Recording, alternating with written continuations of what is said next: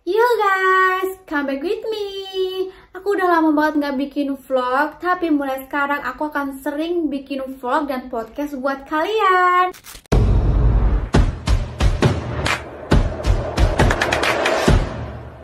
Karena aku pengen banget ngasih tahu ke kalian gimana sih Kensuke di sini melewati hidup, gimana sih para study di sini bisa meneruskan sekolahnya di Jepang dan lain sebagainya. Sekarang banyak banget kan orang-orang Indonesia yang pengen ke Jepang untuk kayak keluarganya, untuk masa depannya, ataupun untuk pernikahan dan lain sebagainya.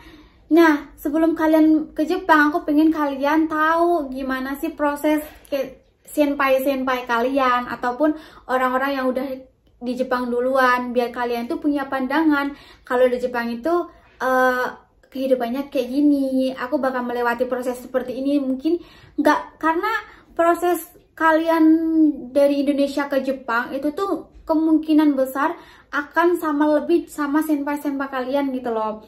Ya mungkin mondai-mondai kayak masalah-masalah kalian aja yang kayak mungkin problem keluarga, kaisha, dan whatever itulah, itu mungkin akan sedikit berbeda. Nah, tentang part time yang pernah aku lakukan itu, aku mau ngasih tahu kalian gaji dan juga cara kerjanya doang. Tapi simpel aja sih guys.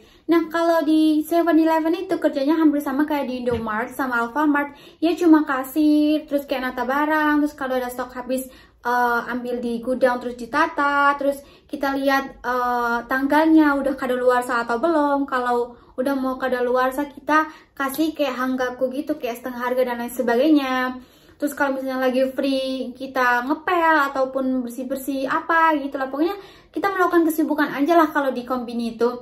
Nah, gajinya itu kalau siang dari 850-an sampai 900, yaitu dari 85 ribuan sampai 90 ribuan. Kalau malam itu sekitar 1000 sampai 1100, sekitar 100 ribu sampai 120-an ribu lah ya guys. Nah, kalau di perusahaan udon sama perusahaan obento itu tuh aku dulu shift malam. Jadi kerjanya itu kalau di udon itu aku cuma bersih-bersih alat, setelah dipakai semuanya seharian, malamnya aku bersihin terus udah. Kalau di tempat obento cuma menata di kayak pak gitu loh, kayak yang obento itu kan tahu kan. Nah, terus ditaruh makanan, ditata-tata gitu doang. Tapi ada mesinnya gitu, kayak mesinnya tapi cepet gitu loh. Jadi kita harus kayak ngasihnya juga cepet gitu. Gajinya tuh hampir sama. Waktu itu aku tuh gajinya 1100 kalau nggak salah malamnya ya, sekitar 110-an 20-an ribu. Nah, dari jam 8 malam sampai jam 5 pagi. Itu tuh satu minggu aku 3 kali doang sih, tapi gajinya lumayan. Nah, kalau di tempat pijat itu dulu tuh kalau di sana itu, tapi mayoritas di Jepang itu kalau pijatnya pakai jempol gitu loh. Jadi itu kita harus tahu poin-poinnya di mana yang capek, kayak apa namanya, pundak ataupun pinggang yang sakit. Poin-poinnya itu kita harus tahu, terus kita kayak pencet poinnya itu biar merasa kayak lebih ringan gitu loh. Tapi karena jempol aku tuh kan kecil dan tangan aku kan juga pergelangan kecil, jadi jempolnya juga kecil kan. Nah, mau squat apapun aku menekan itu tuh mungkin juga pelanggannya nggak akan ada banyak yang nggak kerasa gitu loh. Dan aku juga kayak lumayan capek deh, yang sakit banget karena hampir kayak mau patah gitu loh jempol aku waktu itu kan. Makanya aku ya udahlah, akhirnya aku keluar kan.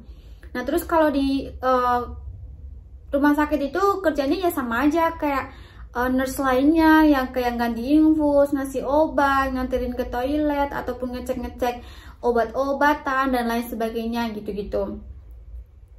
Nah, kalau misalnya di Kaigo itu, sorry back lagi ya, untuk gaji di tempat pijat waktu itu aku lupa banget karena itu tuh ada apa namanya, kerjasama sama perusahaan Indonesia kan. Jadi sumpah aku lupa banget kan, itu awal-awal banget aku ke Jepang gitu loh. Nah, kalau misalnya di rumah sakit nurse ini sama Kaigo, aku gajinya sama aja. Waktu aku part time itu 850 ribu, sekitar 850 yen, sekitar 80 ribuan, 85 ribuan lah. Nah, terus di Kaigo itu, nurse itu kan tadi udah aku jelasinnya. Nah, kalau di Kaigo itu kerjanya itu lebih berat ketimbang nurse menurut aku.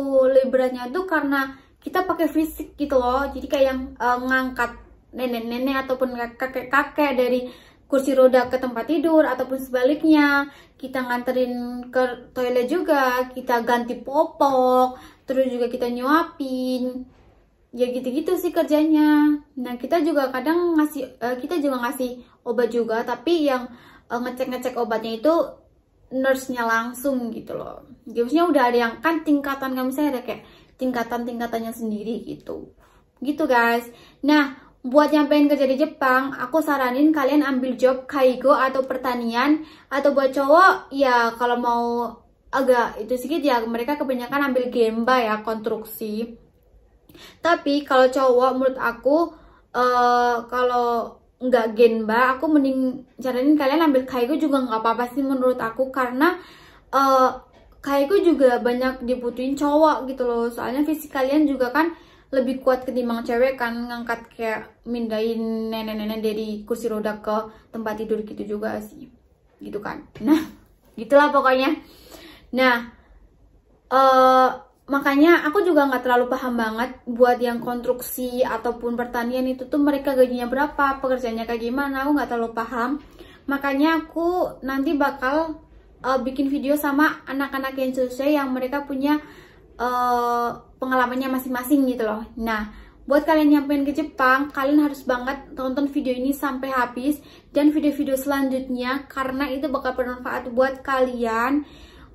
Buat kalian tuh kayak gimana sih, kayak tahu gitu loh apa yang harus kalian persiapkan untuk kedepannya kalau mau ke Jepang, mental seperti apa yang harus kalian siapkan ketika di Jepang, dan hal-hal apa yang tak terduga yang kalian harus siap hadapi ketika sudah di Jepang gitu guys. Jadi jangan lewatkan video-video aku satupun, karena ini sangat-sangat bermanfaat buat kalian yang pengen ke Jepang.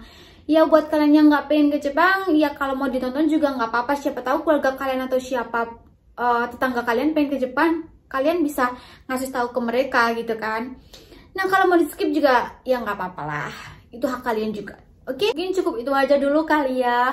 Makasih banget yang udah mau nonton sampai akhir. Ya maaf banget karena ini vlog pertama aku dari sekian lama aku nggak ngevlog gitu kan. Jadi kayak agak grogi gitu loh, dan mungkin ngomongnya agak belepotan. Tapi makasih banget yang udah mau nonton sampai akhir. Dan jangan lupa tonton terus vlog-vlog selanjutnya, karena ini bakal sangat bermanfaat buat kalian yang pengen ke Jepang. Dan mungkin buat tetangga-tetangga kalian yang pengen ke Jepang juga. Dan jangan lupa share, like, sama komen, supaya aku lebih semangat lagi buat ngasih tahu ke kalian gimana sih kehidupan di Jepang. Bye-bye minasan. Yukkuri shite kudasai ne. お元気で